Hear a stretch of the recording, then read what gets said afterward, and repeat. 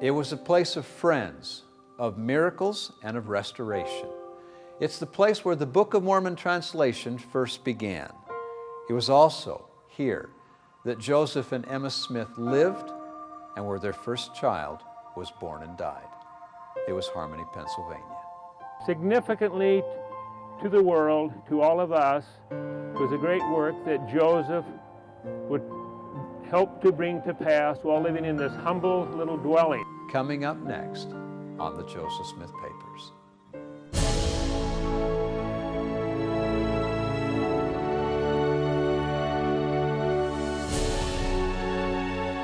KJAZ Television, in cooperation with the Church History Department of the Church of Jesus Christ of Latter-day Saints, presents this weekly series highlighting the research of scholars and historians as they prepare for the publication of the Joseph Smith Papers. And now your host, Glenn Rawson. In our last show, we talked about the coming forth of the Book of Mormon and the miracle of its translation. Tonight in our show, we're not going to talk about necessarily one historical event, but a series of events connected to a beautiful place, Harmony, Pennsylvania, known today as Oakland. It was here that Joseph Smith first met the lovely and intelligent schoolteacher who would someday be his wife, Emma Hale. It was also here that Oliver Cowdery met Joseph Smith for the first time, and the work of translation on the Book of Mormon went forward. Now, to begin, Professor Richard Bushman tells us what it was that brought Joseph Smith down into this area in the first place.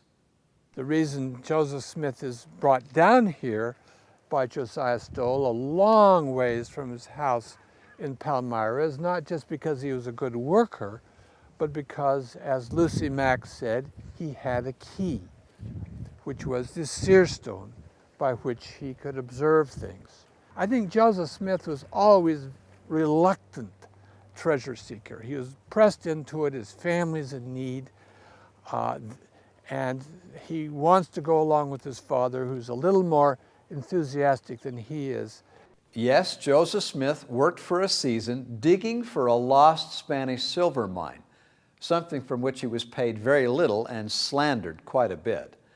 In an 1838 newspaper editorial, Joseph Smith responded quite forthrightly to the charges of his having been a money digger. Alex Baugh tells us about it. Question 10. Was not Joe Smith a money digger? Answer, yes. But it was never a very profitable job to him, and he only got $14 a month for it. In his early 20s, while trying to earn a living down here on the New York-Pennsylvania border, Joseph Smith lived with Emma Hale's family. It was also in this area where he met the Knight family. They became lifelong friends and benefactors to his work. When Joseph came to work for the Knights, he of course was interested in Emma, and that's why he stayed in the area.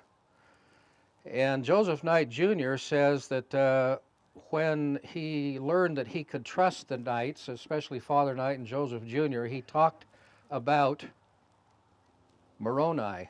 In fact, Joseph and Oliver came up here and said they had need, and on several occasions Father Knight and his family provide materials for Joseph Smith, including at one point about 15 barrels of food and paper to help with the translating. And both Father Knight and his record and Joseph Smith and his record indicate that that was, in a way, a godsend to make the Book of Mormon happen faster than it would have happened otherwise. Now, of course, no Spanish treasure was ever found, but that's not to say that Joseph Smith didn't find something in the area of Harmony that was of great interest to him. The only silver or gold that came out of them, our hills, was Emma. The comely daughter of Isaac Hale Joseph Smith was attracted to her, and vice versa. She was spoken of as being a handsome woman.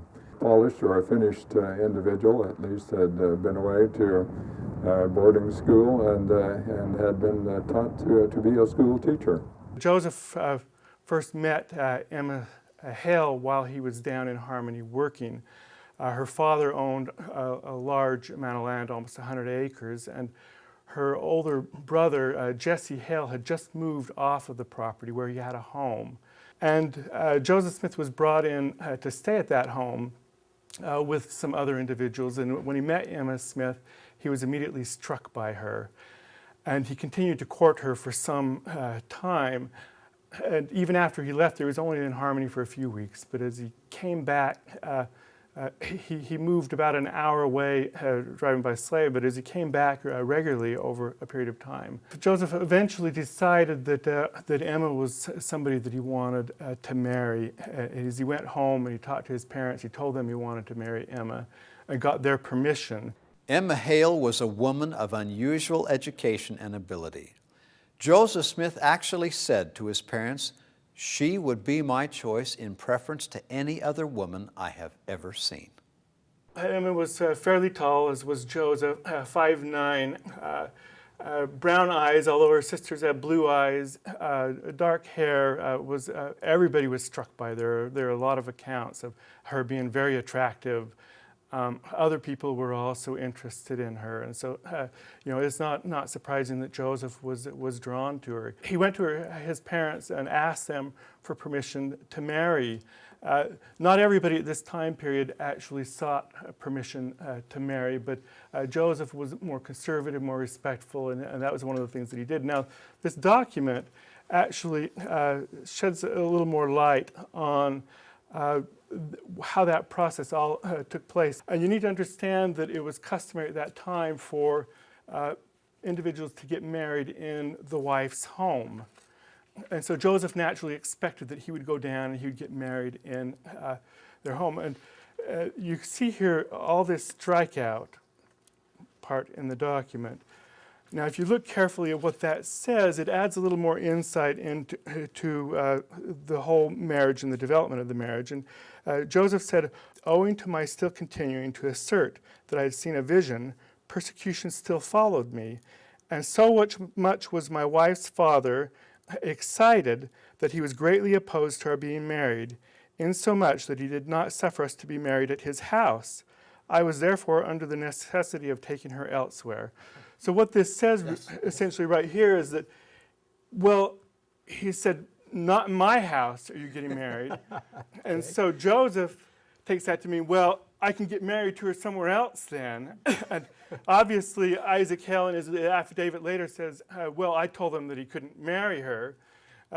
Joseph took it a little further and it seems from the context of this seems to have said, well, he didn't say I couldn't marry her. He said, "Not in my house are you going to get married." And so I went and married her somewhere else. And so this document then adds a little more insight into what that experience was like. That somewhere else was the home of Squire Zachariah Tarbell in South Bainbridge, New York, which is just up the Susquehanna River from Harmony, Pennsylvania. Emma says that she hadn't really planned on marrying Joseph even after this took place. She goes up to visit Josiah Stowell, and apparently she probably went up to visit her sister, Elizabeth Wasson, who lives on the same turnpike where Josiah Stowell lives, just down a little bit further. And Emma goes up, January 18th, Emma goes up to visit Josiah Stowell as part of this trip, and she says that Joseph importuned me,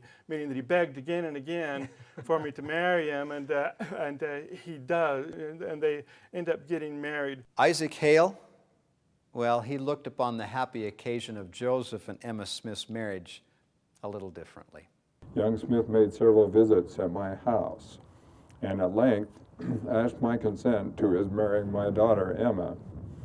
This I refused, and gave him my reasons for so doing, some of which were that he was a stranger and followed a practice that I could not approve of. He then left the place. Not long after this he returned, and while I was absent from home, he carried off my daughter into the state of New York, where they were married without my approbation or consent. The practice that Isaac Hale disapproved of, well, it was that Joseph Smith had been a money digger. Now, there are some who have charged that Joseph Smith stole his wife, but attorney Gordon Madsen searched out the law for the time. There was no wife stealing in the case of Emma Smith. A woman was of legal age at 18 and needed no consent from her father or anybody else about getting married.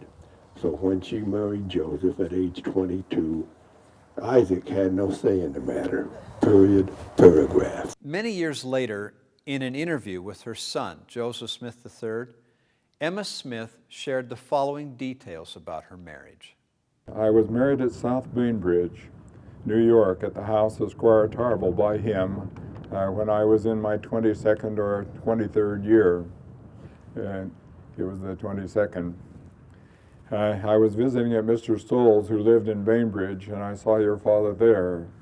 I had no intention of marrying him when I left home, but during my visit at Mr. Stoll's, your father visited me there. My folks were bitterly opposed to him, and being importuned by your father, and aided by Mr. Stoll, who urged me to marry him, and preferring to marry him to any other man I knew, I consented. We went to Squire Tarble's and were married. Emma Hale knew of Joseph Smith's visions and revelations, and she believed them and accepted them. Hence, her commitment to marry him was more than just a commitment to Joseph. When she took Joseph as her husband, she took his cause as her own. One of the things that impresses me about this whole marriage is that Emma Smith is the first person to actually have to make a serious commitment as a Latter-day Saint. As we look at this document carefully, Joseph implies here that the family was upset about him continuing to assert that he had a vision. I see what you're saying. Yeah. Emma believes that he's had a vision, but she is the first one that leaves father and mother and brother and sister. Emma leaves everything behind but the clothes on her back to join Joseph Smith. And that's the first major commitment that anybody has to make in the Restoration, to really put their faith on the line and say, I believe. And Emma's the one that makes that commitment. Well, the newlyweds needed a place to live, and since they felt unwelcome in Harmony, they moved up to Manchester, New York with the Joseph Smith Sr. family. Now, the weather at this time ends up playing a role in all of this because it's extremely cold and a lot of snow, so traveling is really difficult. Joseph and Emma get married, and then Josiah Stoll takes them up north to Joseph's house, and immediately after they get married, it snows really heavily in the valley where Emma grows up, and Isaac Hale wasn't able to follow Emma up north and bring her back home, and so couldn't pursue. So the angry father couldn't pursue, and the weather actually helped stop that, and so that they ended up married. And by the time they get relationships worked out, things are better. In August, before he had gone to the Hill in 1827, Emma had written to her father and said, is my dowry still mine? Is my milch cow still mine? And he wrote back, of course, daughter, and that it was available. Joseph, who never has a conveyance of his own, got his friend Peter Ingersoll, apparently paid him, to take he and Emma down here on the Susquehanna. And as they pulled into the Isaac Hale yard, Isaac Hale came out with the tears streaming down his face and saying, you stole my daughter. And it was a difficult season. Before they left, however, Isaac Hale was saying, come down and spend time with us. Joseph and Emma Smith were married in January of 1827. Then, in September of that same year, Joseph obtained the plates from the angel Moroni. No sooner did he have those plates than his enemies were unrelenting in attempting to take them away from him. He had no time to translate. Therefore, when Isaac Hale invited them to come and live with him, that invitation was most welcome. It was December of 1827 when Joseph and Emma moved to Harmony, Pennsylvania. Alva Hale, Emma's older brother, goes up to bring Joseph and Emma down to Harmony. Right. They hide the plates in a barrel of beans, sew them closed. And they stop at taverns on the way down, which is where you sleep at night. And Joseph and Emma sleep in the tavern, Alva stays outside watching the plates to make sure that they're okay. Now, this is a person that doesn't believe that Joseph's a prophet, and yet he's out protecting those plates. And when he gets back to Harmony, one of the cousins says, well, didn't you look in there? And he said, no, because he said that if I looked at the plates, I would die. So I didn't look. And he said, and the cousin says, well, that wouldn't have stopped me. I would have gone and looked at it. You couldn't keep me from looking to see if they're there. But Alva seems to at least believe somewhat of Joseph's account, because he's willing to protect those plates and watch after them. And he's apparently the one that shares with his father that Joseph brought the plates down. Isaac Hale seems to first learn after Joseph comes down that he actually has a record. He didn't know about that before. And he wants to see the record. And Joseph says he can't see it. The Lord's told him he can't show it to him. And that's when the rift seems to happen, that Isaac says, well, if you have anything like that in my house and you won't let me see it, you're out of here. Now, since Isaac Hale would not allow Joseph and Emma to live with him, other arrangements had to be made, which were probably all for the better. Joseph and Emma settle in Jesse and Mary McCune Hale's home, which is this middle structure right here. The other two homes have been added later on in this photograph taken by George Edward Anderson. And a very small home, not a lot of room in there to accomplish a lot of things.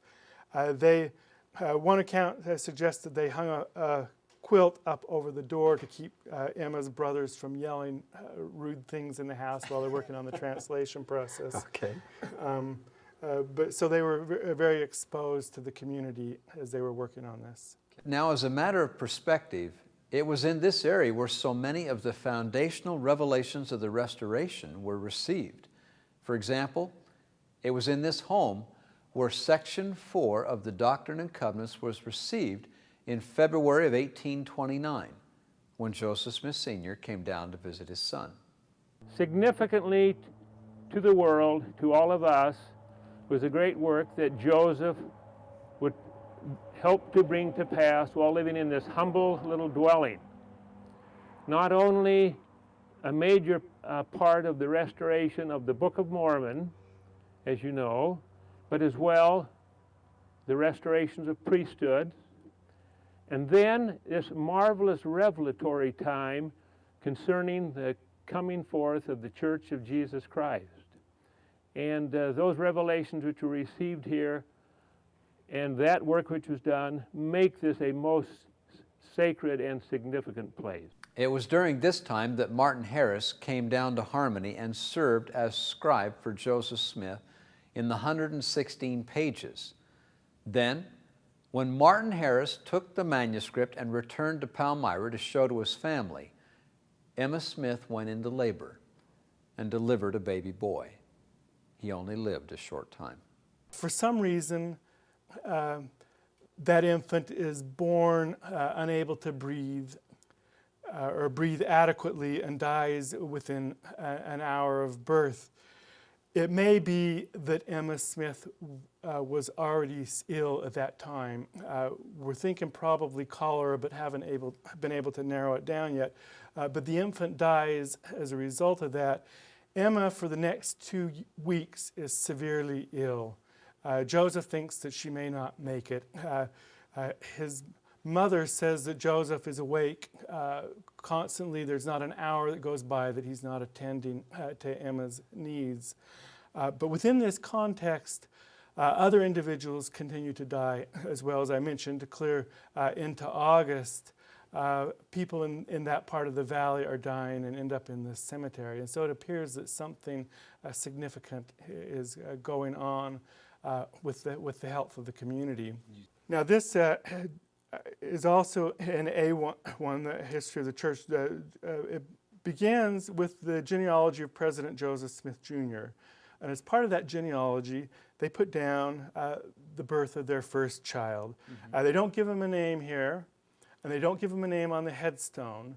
That name appears much later, and it wasn't customary to give a child a name at that time. And so we don't think that they actually named the child when he was born, but later on he's come to be known as Alvin Smith.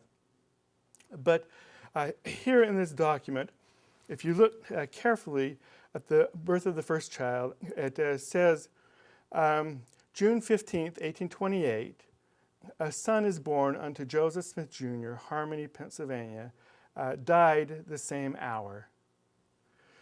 Now, that seems to be a contradiction from one of the women who was there at the birth says that the child was stillborn. Right, yeah. You say, well, how can the child be stillborn? And here this document says died the same hour. Lucy Mack Smith later says that the child died after it was born as well. Well, it turns out that during that time period, the phrase stillborn was applied by medical professionals to refer to a child that was born and didn't cry after it was born, but could die shortly afterwards. And so essentially what this means in context is that the child was stillborn, but he was born alive and didn't cry, wasn't healthy, and died. Joseph tended to Emma as she hovered on the brink of death. All the while he waited for Martin Harris to come down from Palmyra and return the manuscript. But Martin didn't come back. Martin's lost the manuscript. Joseph returns without it, and he needs to tell Emma that the materials are lost, that they had both worked so hard on. And that's one of the things that seems to be of great concern to him when he first finds out he's lost the pages. The thing that he worries about most is having to tell Emma that they're lost. He's afraid that it'll put her in the grave because she's already so ill. He returns and she seems to recover fairly rapidly from her illness. And Joseph says that they continue to work on the manuscript. Emma says that they work day after day, and she writes for him hour after hour. Joseph returned to Harmony and spent the rest of the summer of 1828 repenting in mighty prayer before the Lord. Then, September 22nd, 1828, the plates and the Urim and Thummim were returned to Joseph. Then on through the winter of 1828-1829, Joseph and Emma worked slowly on the translation of the Book of Mormon. Typically, we don't think of Emma as having played a big role in producing the Book of Mormon manuscript, but it seems that she was actually involved in the process in a much bigger way than we imagine. She corrects Joseph on how to pronounce names, for example. He asks her if there are really walls around the city of Jerusalem, details that he's not familiar with. Emma, as the well-schooled individual, coming with education that Joseph Smith doesn't have, she, to some extent, plays a tutorial role for him. She's his tutor in helping him understand things that he, the basic pronunciation of names, so that he can produce this document. And she plays an important role in doing this. Emma is very close to the translation of the Book of Mormon. When Joseph works out initially the characters that are on the plates for Martin Harris to take with him, Emma is intimately involved in that, helping to produce that. She does say that at one point in time the plates are sitting on the table, wrapped in the tablecloth, and she thumbs the pages of the plates, and she hears a metallic rustle. She fills the metallic plates in there, but she doesn't actually look at the plates because she's been asked not to. So it shows a remarked reserve on her part, that she has this record right in front of her because she's asked not to look at it. She doesn't, but she does feel it. She moves it around on the table as she dusts, and she's very close to the record. Well, in order for the work to go forward then, Joseph Smith had to have a scribe. Thus, April of 1829, Joseph Smith's prayers were answered in the person of Oliver Cowdery. And Joseph says here that on the 5th day of April, 1829, Oliver Cowdery came to my house. Until then, I'd never seen him. Oliver Cowdery just shows up with one of Joseph's brothers, and it was raining the whole way down there. Very bad weather. And journal accounts from that area of Pennsylvania suggest that there was still a lot of snow on the ground. It's still very cold. And we tend to think of April as being springtime, but it's a little late when Oliver arrives.